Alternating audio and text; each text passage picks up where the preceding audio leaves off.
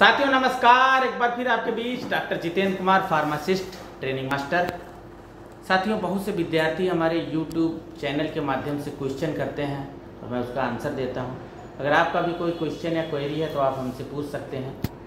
साथियों, अभी एक विद्यार्थी ने हमसे पूछा है कि सर डी फार्मा करने के बाद हमें ट्रेनिंग करनी है, जिस भी हॉस्पिटल में जाते हैं वहाँ पे कहते हैं कि सीटें फुल हो गई हैं।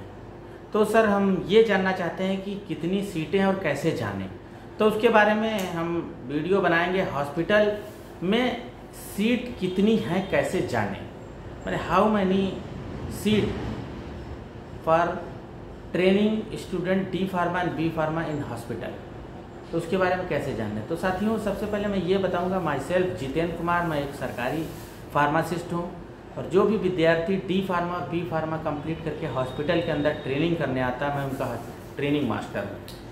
मैं ट्रेनिंग मास्टर हूँ। साथियों, होता क्या है कि अकॉर्डिंग टू एजुकेशन रेगुलेशन 91, तो जो एक 91 सन में जो एजुकेशन रेगुलेशन आया था उसमें ये था कि जितने भी हॉस्पिटल के अंदर फार्मासिस्ट पोस्टेड हैं और जो प्रभारी अधिकारी है वो फार्मासिस्ट, एक फार्मासिस्ट जो है 2 को करा सकता है और जितने और हैं सब एक को।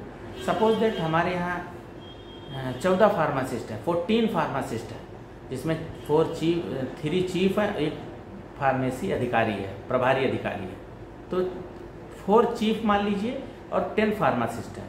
तो जो फार्मेसी अधिकारी, प्रभारी अधिकारी है वो 2 को ट्रेनिंग दे सकता है और सभी लोग एक को। तो मतलब कि 14 + 1 13 नॉर्मल सीटें, मतलब नॉर्मल एक विद्यार्थी को देंगे और एक जो प्रभारी अधिकारी है वो 2 फार्मासिस्ट को। तो क्या होता है कि 14 + 1 हम मतलब कि 15 डी फार्मा स्टूडेंट जो है ट्रेनिंग कर सकते हैं। बी फार्मा में साथियों कोई ऐसा रेगुलेशन नहीं है, जितने भी विद्यार्थी आएंगे उतने ट्रेनिंग कर सकते हैं, क्योंकि उनकी 30 डेज या 45 डेज की ट्रेनिंग होती है। और उनकी ट्रेनिंग का क्या होता है कि रजिस्ट्रेशन का उसमें से कोई मायने नहीं, उनको सर्टिफिकेट दिया जाता है। और जो डी फार्मा ट्रेनिंग करते हैं उनको जो है 3 फॉर्म्स होते हैं, उस पर जो है मोहर लगा के इंस्टीट्यूट की, और वहाँ पे जो है CMS या फार्मेसी प्रभारी अधिकारी या ट्रेनिंग मास्टर उस पर साइन करता है।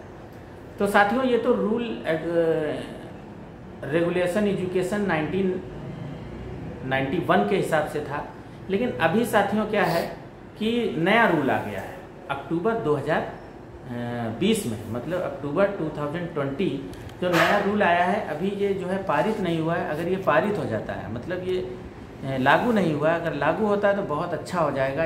इसके लिए हम लोगों ने आवाज़ उठाई है और हमने PCI को लेटर भी लिखा है।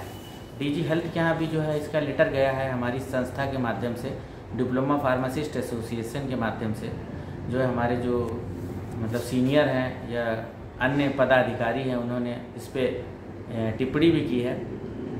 उसमें साथियों क्या है कि एजुकेशन रेगुलेशन 19 अक्टूबर 2020 मतलब 2020, मतलब कि लास्ट मंथ में ये रूल आया है कि प्रभारी अधिकारी 4 और जितने भी फार्मासिस्ट हैं वो 2 विद्यार्थियों को ट्रेनिंग दे सकते हैं। तो कहने का मतलब जैसे हमारे यहाँ एक प्रभारी अधिकारी है, मतलब हेड है, और 13 जो है उसमें 3 चीफ फार्मासिस्ट और 10 फार्मासिस्ट हैं, मतलब कि 13 फार्मासिस्ट हो गए, एक प्रभारी अधिकारी। प्रभारी मतलब कि वो 4 फार्मासिस्टों को ट्रेनिंग देगा और जो फार्मासिस्ट है वो 2 फार्मासिस्टों को देगा। कहने का मतलब हो गया 13 दूनी 26 और 4 प्रभारी के 30, तो 30 सीटें हो जाएंगी। पर अभी ये रूल लागू नहीं है, इसके लिए हम लोग लगे हैं और रूल जल्द से ही लागू हो जाएगा। तो हमारा तात्पर्य ये था आपको बताने का कि जितने भी फार्मासिस्ट होंगे उससे 1 सीट ज़्यादा हॉस्पिटल में होगी। कहने का मतलब अगर कहीं पे 10 फार्मासिस्ट हैं तो 10 + 1, तो 11 फार्मासिस्ट ट्रेनिंग करेंगे।